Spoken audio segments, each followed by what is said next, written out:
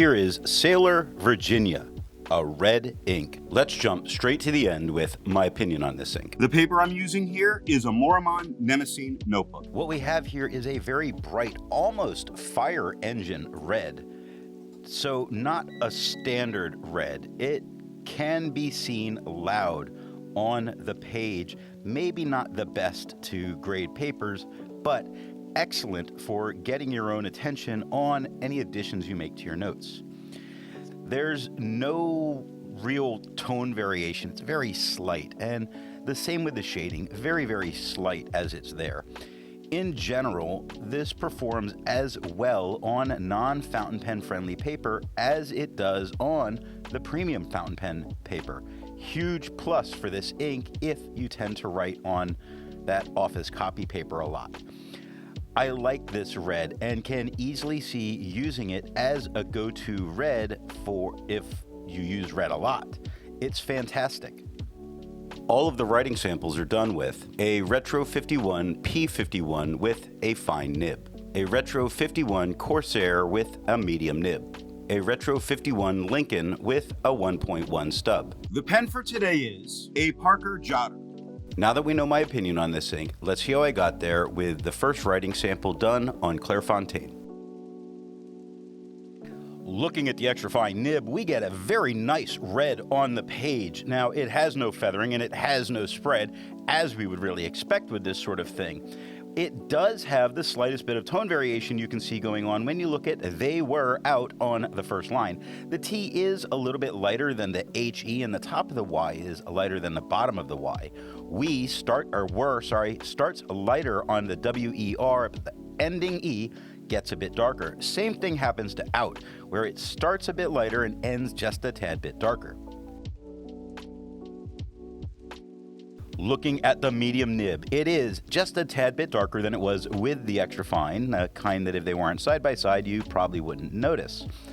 No feather, no spread, slightest bits of shading are already happening when we look at already on the second line. The A is a darker letter, the LR lighten up a little bit, but the EADY at the end do get dark.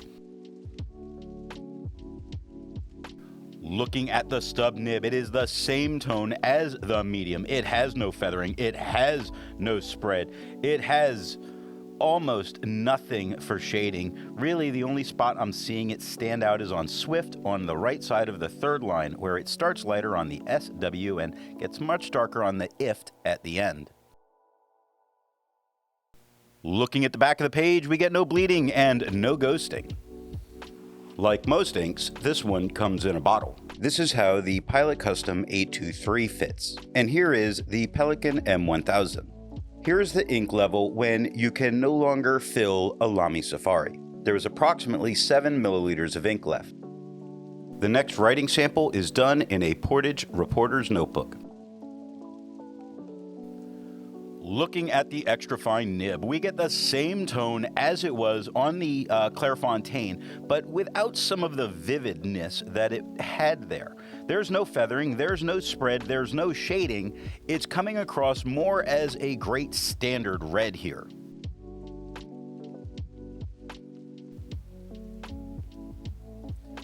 Looking at the medium nib, it is just a little bit darker than it was with the extra fine. Same tone as the Clairfontaine, with no feathering, with no spread, with no shading. Now, it had a little bit on the Clairfontaine, but it doesn't have it here. It's missing that little something that it had on the Clairfontaine, but it's still being more than just a standard red. Looking at the stub nib, it is the same tone as the medium, same tone as the Clairfontaine. We get no feathering and we get no spread. We get no shading. We also still have that missing out little bit of something on the vividness this ink had on the Clairfontaine, but it's still more than your standard red. Looking at the back of the page, we can see how deep this ink did get into the paper, except with the extra fine, it did a little bit better. Nothing bled through touching the page underneath, although there's a couple spots I'm surprised it didn't. The ghosting's fairly heavy. There's a lot to learn by doing multiple chromatographies. The one on the left is immediately put into water for 10 to 15 seconds. The one on the right, marked with a D, is let dry for 10 minutes before putting into water. The next writing sample is done on a national brand Steno notebook. Looking at the extra fine nib, we get to see just how opaque this ink really is. There's no tone shift for being on the toned background. There's no feather, there's no spread. It's the same red we had on the Clairfontaine. It has some vividness here. No shading. That was present on the Clairfontaine. Not here, not the end of the world. I think it's doing a great job, and I don't have to have shading in my red inks. Looking at the medium nib, it is just a tad bit darker than it was with the extra fine, the same tone as it was on the Clairfontaine. We get no feathering and we get no spread or shading.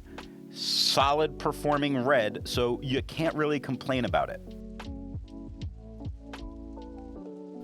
Looking at the stub nib, we get the same tone as we had with the medium, the same tone as the Clairfontaine. We have no feathering and we have no spread. We have no shading. So we've lost out on that a little bit for this paper as compared to the Clairfontaine. But again, we have a great performing, not standard red, just something a little more about it. It's coming through here on the paper and it looks good. Looking at the back of the page, nothing bled through touching the page underneath. The ghosting is at a true minimum, so you can easily write back here. Resistance tests are done to see how this ink can be expected to perform on the page, and more importantly, how hard it may be to clean from your pen. The smear is allowed to dry for 3 days before testing it. The highlighter is on the top left, pen flush is on the top right, 1/3 bleach solution is on the bottom left, and water is on the bottom right. The next writing sample is done in a Rhodia notebook. Looking at the extra fine nib, we get the same tone as the Clairfontaine. We get no feathering, we get no spread, we get the same amount of shading that we had on the Clairfontaine. You can notice with the on the first line and underneath it, there's a little bit of tone variation. The under looks a little bit lighter. Now, it stands out easily against this quad rule, meaning that's not going to be any kind of problem if it's the type of paper you prefer.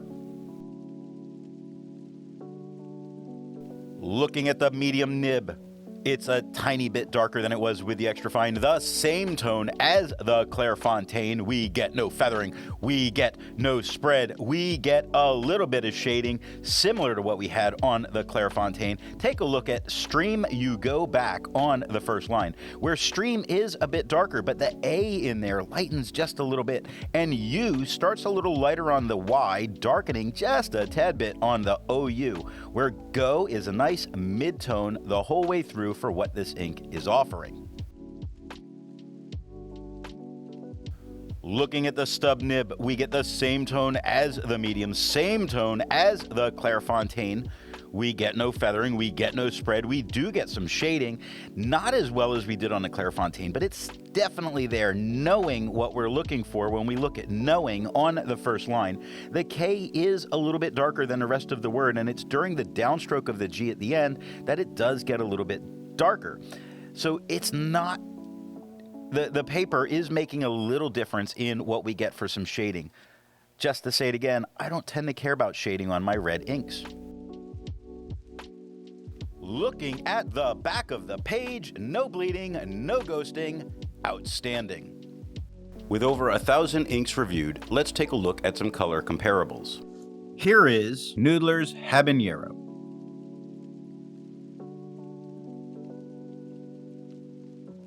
Here is Pen BBS 235.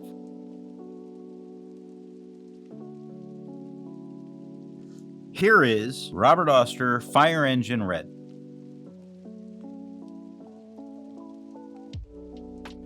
Here is Sailor Licorsis Spider Lily.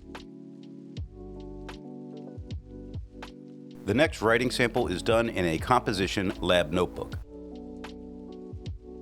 Looking at the extra fine nib, we get the same tone as the Clairfontaine, though a little flatter as a tone. We get no feathering, we get no spread, we get almost nothing for shading. We can spot some darker areas, but what I'm looking at is how well would this do on this notebook for a student? I think fairly well, and I'd be pretty happy with them using this ink in their note-taking. Looking at the medium nib, it is the same tone as the extra fine, a little bit lighter than it was on the Clairfontaine. No feathering, no spread, shading showing up as well as it did on the Clairfontaine, which is a little better than it did with the extra fine here. Like a rat on the first line, where the L is very dark, the I lightens just a little bit, the K darkens up, and the E gets even darker again. Now rat starts lighter at the RA and gets much darker at the T, and we can find shading like that fairly consistently throughout this writing.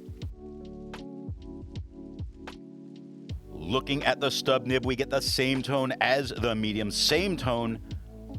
lighter than the Clairfontaine. No feathering, no spread, a little less shading coming through, I think, than we were seeing with the medium. Kind of a surprise, but it's what's really happening. When we look at really on the first line, you see that the real in the beginning is all one tone, but the LY at the end does get a bit darker, so it doesn't give you that empty feeling. Look at empty right next to that on the first line, where the EM is a bit lighter than the PTY at the end. Looking at the back of the page, we can see that we can easily take our notes back here because there's no ghosting and nothing bled through to the page underneath. While it's nice to see ink in the same color family, I prefer to see ink to complement the color on the page. Here is Sailor Silent Night.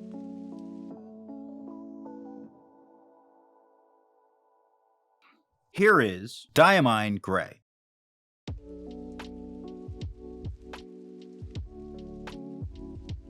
Here is Platinum Blue.